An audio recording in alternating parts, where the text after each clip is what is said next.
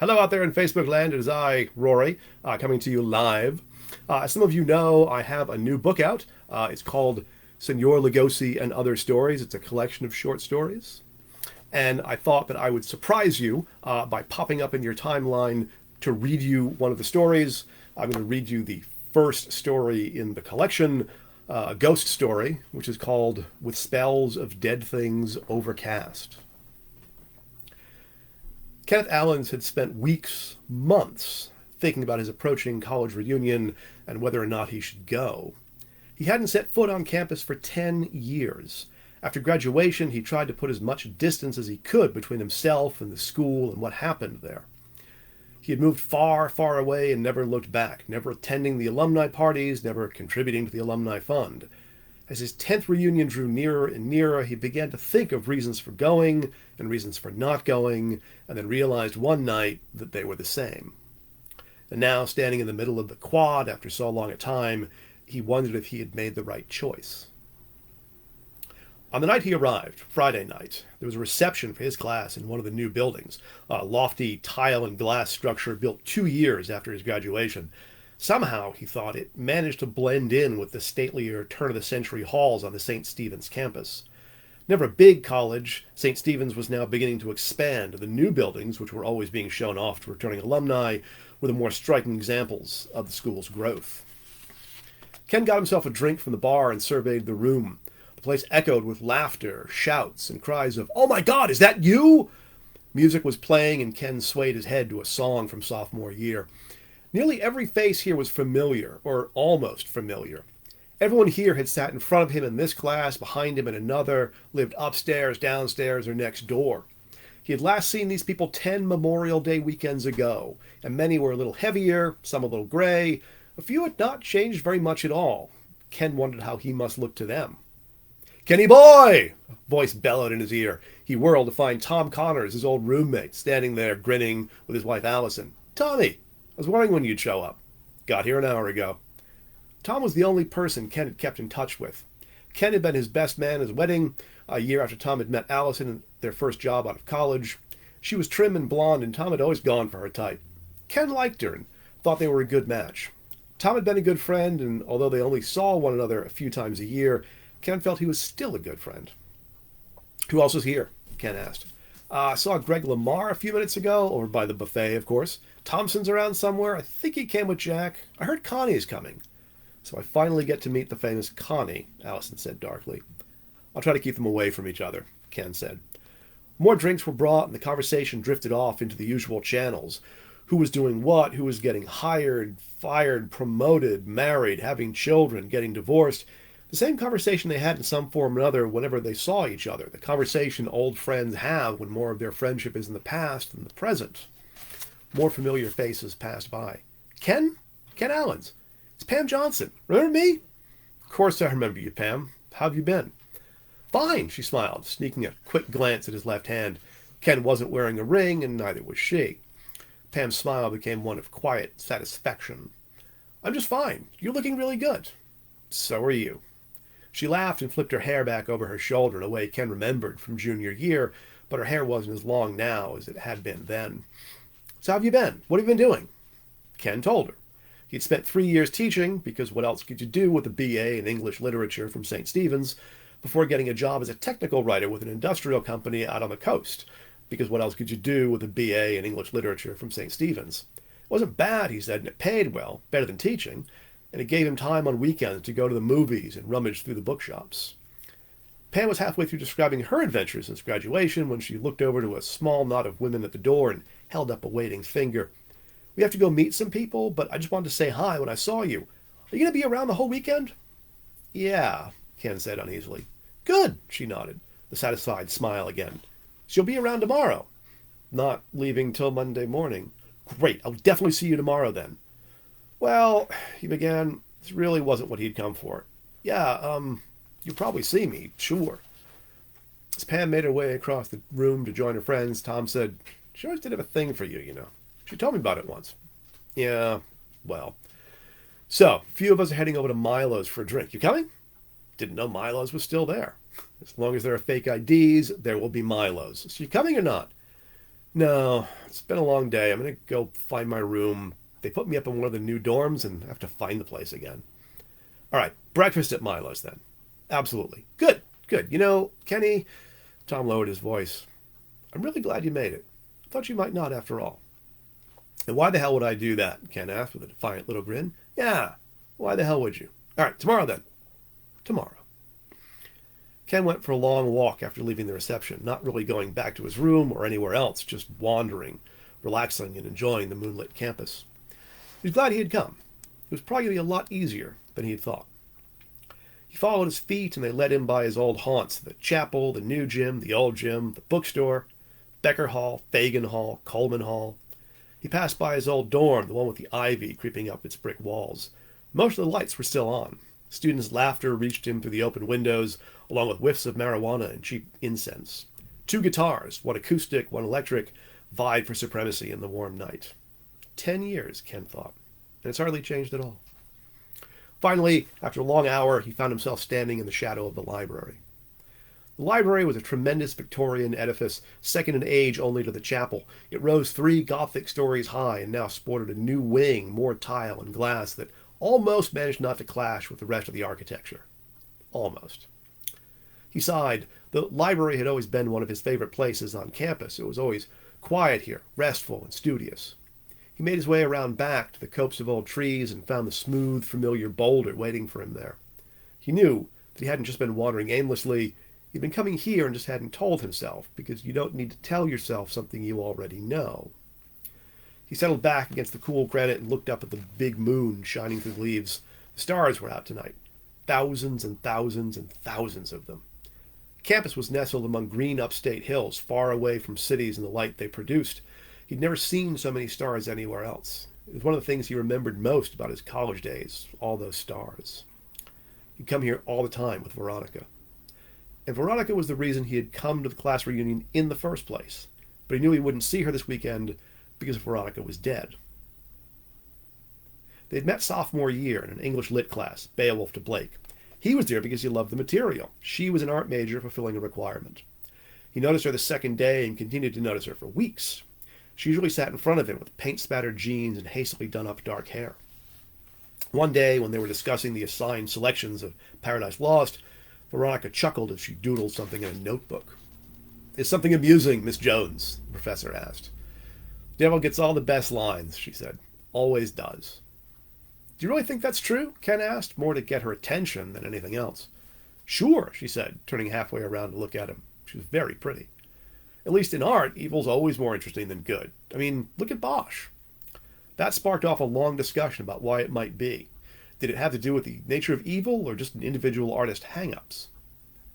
But Ken spent the rest of the class waiting for it to be over. He was finally going to meet the pretty girl with the paint-spattered jeans. "Okay, so what about Bosch?" he asked her after. She was wearing a too small St. Stephen's t-shirt, and he loved the way the college's name rose and fell. "You don't know his work?" Art history was last year, and it was an 8 o'clock class. She hesitated before saying, "I've got some Bosch posters in my room." "Inviting me up to see your etchings," he laughed. "Maybe." She showed him her posters and a few of her canvases and her fat sketchbooks. He sat on her futon and he read her sonnets from the anthology they were using in class. She made awful instant coffee in a little hot pot, and he didn't get back to his dorm until after midnight. The stars were out. He was meeting her for breakfast. The morning couldn't come fast enough. After breakfast, they went for a long walk in the woods and made love on a bed of leaves under a huge oak. The smooth boulder behind the library, once his favorite place to be alone, now became his favorite place to go with her. Charcoal portraits of him began to fill her new sketchbooks. They would go skinny dipping in the river under moonlight, stay up until sunrise just talking and talking and talking, and spend lazy weekends in bed, hardly speaking a word. Towards the end of the semester, they made plans to spend the summer together. Toward the end of the summer, they began to talk about a life after graduation. At Milo's the next day, Tom was slightly hungover but smiling. "So what'd you do last night? Find your room okay?" "Yeah, went for a walk. Campus is different from the old days. Did you see the new wing on the library?" "Yeah, I did." "So you went by the library last night," Tom said quietly. "Visit your old spot?" "Just for a minute," Ken admitted. "I thought you might not come this weekend. Could you just spend the whole time thinking about her if you did?" "I think I came here so I could spend the whole time thinking about her. Kenny, come on, man. She's gone. I know, he said angrily. She died senior year. I remember. I was there. But when are you going to let it go? You've been carting this around since we graduated. Every time I see you, you're like this. Jesus, you can't even talk to Pam Johnson. I didn't come here to talk to Pam Johnson. So what did you come here for? To face up? To make amends? How? Ken shrugged. You know, Kenny, if for anyone else, I think I'd be worried. Yeah, me too. The rest of the morning was taken up with campus tours, meetings of various alumni groups, senior presentations, concerts, recitals, and of course, commencement. Ken sat with the old gang, Tom and Allison, Greg Lamar, Thompson, Jack and Connie. It was good to see them again, somehow reassuring, and Veronica's name never came up once, which was also reassuring. He began thinking that maybe, after this weekend, after 10 long years, the whole thing might finally be settled in his mind. As the last senior had been handed a diploma and mortarboards were thrown skyward, Ken was swept along to a cookout on the old baseball field. Alumni, students, friends, and family milled about with burgers and beer, laughing in the June afternoon. As the sun set, some packed up their cars and left, while others stayed, celebrating quietly or noisily. Midnight found Ken sitting on their boulder, looking up at the stars. How many times in the past decade had he thought about her? How many times had he speculated? Would we be married? Would we have kids? Would my life, would our life be like now?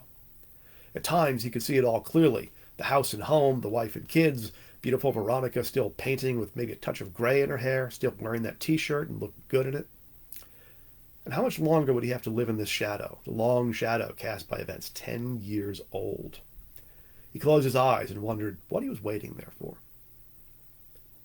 Senior year, they'd moved into an apartment off campus. It was tiny and drafty, but it was theirs, furnished with clunky second-hand furniture and decorated with Bosch posters. A bookcase of cinder blocks and 2x4s took up nearly an entire wall. The second bedroom was half studio, half study, occupied by her canvases and his computer. When they signed the lease, Veronica said the place would be good practice for their first home. She meant it. Ken liked starting and ending each day with her, liked the way they settled into a routine together. Each was always there to rub shoulders or make coffee or smooth a fraying temper. And as their final semester began, tempers were fraying and flaring all over campus. Seniors threw themselves into their final work. The pressure was on, the pressure to get everything done and done brilliantly, to leave St. Stephen's in legend. Also, there was the question of what to do in the real world, the scramble to find jobs, internships, grad schools, and the uneasy feeling that all this was finally coming to an end. Friends would be scattering soon and maybe never seeing one another again, despite their best efforts to the contrary. Both Ken and Veronica felt the strain. The need to get work done became the priority, and time together a luxury. Ken had always been more of a night person, and Veronica woke with the sun, and often she was just crawling into bed after a long day of painting, just as he was leaving for another all-nighter at the library. They kept saying there would be time after, when all this was finished. He could never pinpoint the moment when they started to drift, but he knew he was getting cold feet and wondered if she was too. But for now, they were both too focused on their present to worry much about their future. And then one night it happened. Later, Ken could never clearly recall what the fight had been about. The effect had so completely eclipsed the cause. There had been arguments before, of course, spats and tiffs that were settled quickly, but nothing like this. It had been loud and angry and seemingly endless. Doors were slammed and pictures fell from the walls. The glass on his favorite photo of them shattered as it hit the floor. He stormed out and spent the night sitting on the floor at Tom's. The two of them stayed up all night talking it over. I have to go back and say I'm sorry, Ken said toward dawn. Damn right you do. Tom drove him back over to the apartment to repair the damage if possible, but it wasn't. Sometime during the night, Veronica Jones had hanged herself in the back hallway. She left no note. All Ken could do was stand there and stare dumbly at her. She stared back with dead eyes, head lolling at a broken angle. When Ken opened his eyes, there she was. She was still the pretty 22-year-old in paint-smeared jeans and hastily done-up hair. She stood a few feet away and regarded him sadly. All colleges are haunted, and the ghost stories are passed down to each new class of freshmen. Ken had heard all the tales, but never believed any of them, never believed in ghosts. But now he knew this is what he had been waiting for. This is why he had come to the reunion. He'd known all along and simply hadn't told himself, because you don't need to tell yourself something you already know. Veronica, he said thickly, slowly rising from the smooth boulder. Oh my God, Veronica, I came to see you. I came to. And she was gone. No, he whispered into the empty space where she had stood. No, no, no, no. Damn it. So much I needed to say. He turned and saw her standing a few yards away. Even in the pale starlight, he could read the anger in her face, the anger he remembered from that last fight. She shook her head at him, a bitter denial. Please, don't be angry.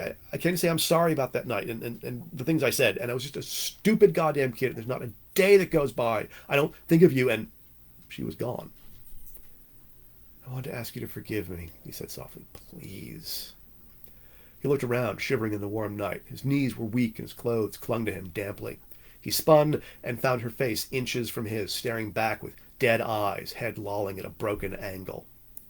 He fell over backwards and hit the ground, hands scrabbling for something to hold on to, never taking his eyes from the reproachful figure before him.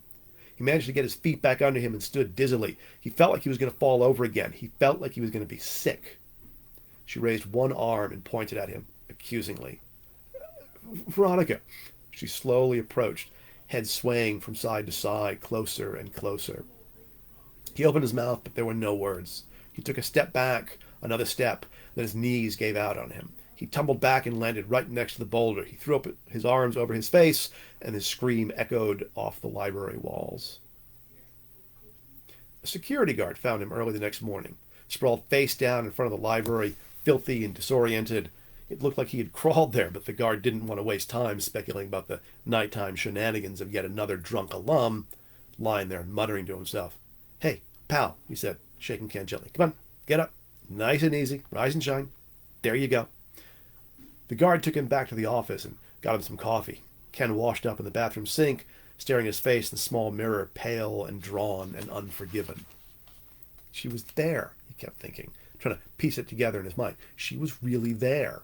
And she just wouldn't. Long weekend? The guard interrupted his thoughts with a snide smile.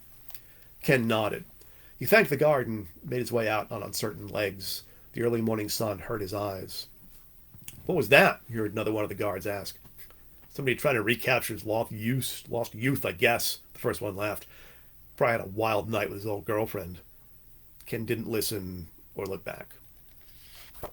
So, that is With Spells of Dead Things Overcast, the first story in a new collection of short fiction out now from Mary Blacksmith Press. Available on Mary Blacksmith Press, maryblacksmith.com. Also go over to my website, roryobrienbooks.com, or you can buy it from Amazon. So, hope you enjoyed the story. Hope you pick up the book. There are more ghost stories and other strange stories in there, and just a little teaser of the book in the Halloween spirit. So, thanks for listening, thanks for watching, and hope to spook you all soon.